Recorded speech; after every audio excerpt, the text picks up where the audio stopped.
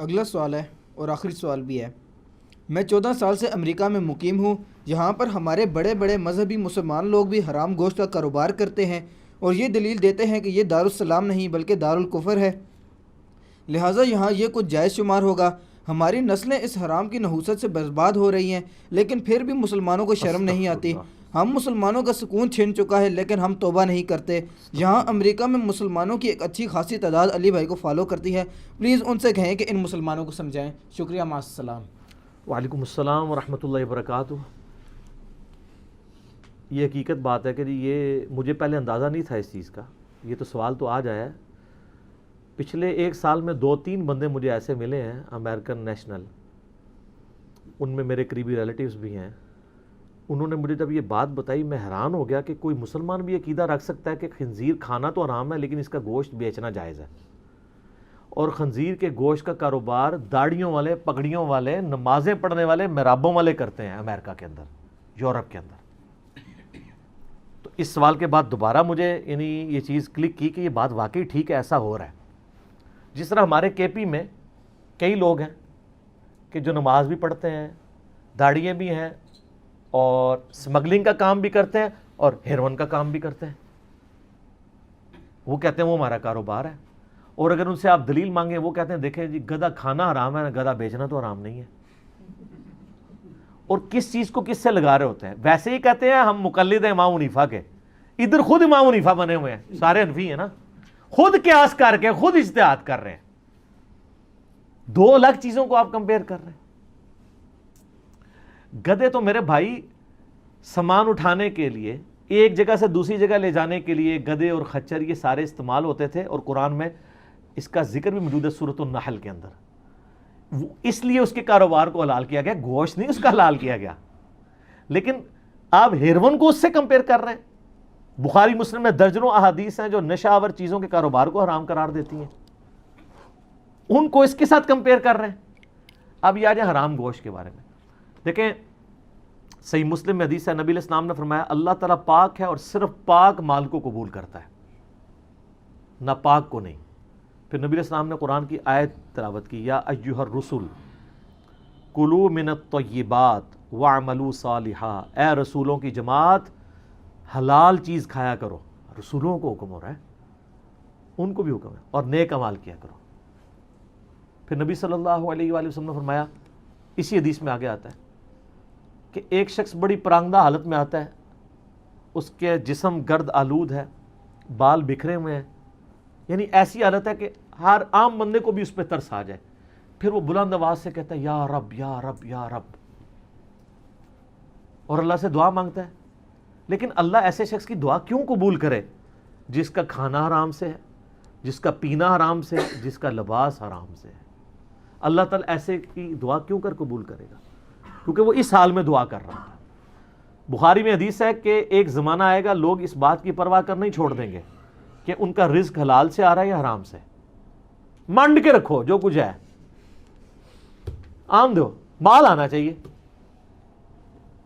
بخاری میں حدیث ہے، نبی علیہ السلام نے فرمایا کہ سب سے پسندیدہ چیز جو اللہ تعالیٰ کے نزدیک ہے وہ ہاتھ کی کمائی ہے، اور داؤد علیہ السلام بھی اپنے ہاتھوں سے کمائی کر کے خود کھایا کرتے تھے، اپنے گھر والوں کو کھلایا کرتے تھے۔ داؤد علیہ السلام بادشاہ تھے، آج سنا نہیں ہے آپ نے تابوت سکینہ والے کانٹیکسٹ میں، خود محنت کیا کرتے تھے۔ لیکن یہاں لوگوں نے حرام مال کو اس سے ہی سمجھ لیا۔ بخاری و مسلم دونوں میں حدیث ہے، نبی علیہ السلام نے شراب کا کاروبار کرنے سے، بیچنے سے، خریدنے سے منع فرمایا۔ نمبر 1 شراب، یہ بخاری مسلم دونوں میں حدیث ہے۔ نمبر 2 خنزیر، جو اس وقت پاکستانی اور انڈین اور بنگلہ دیش کے داڑیوں نمازوں والے وہاں پہ بڑے بڑے تاجر بنے ہوئے ہیں، لیکن انہوں نے بخاری مسلم تو پڑھی نہیں ہوئی نا، الٹا ان کو وہ کہانیاں کرائی ہیں دارالکفر ہے، سب کچھ جائز ہے۔ تو آپ پاکستان کو دارالاسلام سمجھتے ہیں؟ اس معنوں میں تو کوئی بھی دارالاسلام نہیں بچے گا۔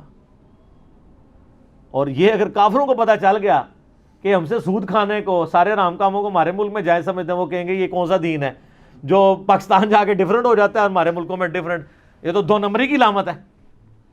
اسلام تو اولو العلم قائما بالقسط ہے، سچائی پر قائم ہے۔ بھائی جو چیز یہاں حرام ہے وہ کعبے میں بھی حرام ہے، اور یورپ میں بھی حرام ہے، اور امریکہ میں بھی حرام ہے۔ اور دارالکفر میں بھی حرام ہے، دارالاسلام میں بھی حرام ہے۔ تو بخاری مسلم میں حدیث ہے، نبی علیہ السلام نے شراب کا کاروبار کرنے سے، خنزیر کے کا کاروبار کرنے سے، چاہے گوشت کی فارم میں ہو یا زندہ بیچنا ہو، اس سے منع فرمایا، اور مردار کو بیچنے سے منع فرمایا، اور یہ جو مردار کی جو چربی ہے اس کے بارے میں بھی منع فرمایا۔ صحابہ نے کہا رسول اللہ علیہ وسلم یہ چربی تو آپ بیچنے دیں مردار کی، ہم اسے وہ دیا میں وہ تیل جلانے کے لیے استعمال کرتے ہیں، دیے جلانے کے لیے، اور کشتیوں میں لپائی کے لیے، وہ پانی سے بچانے کے لیے۔ آپ علیہ السلام نے منع فرمایا۔ آپ نے فرمایا کہ اللہ تعالیٰ یہودیوں کو اکارت کرے، ان کو اللہ تعالیٰ نے ان کے لیے چربی حرام کی تھی، ہمارے لیے تو وہ ایسے چربی حلال ہے وہ والی،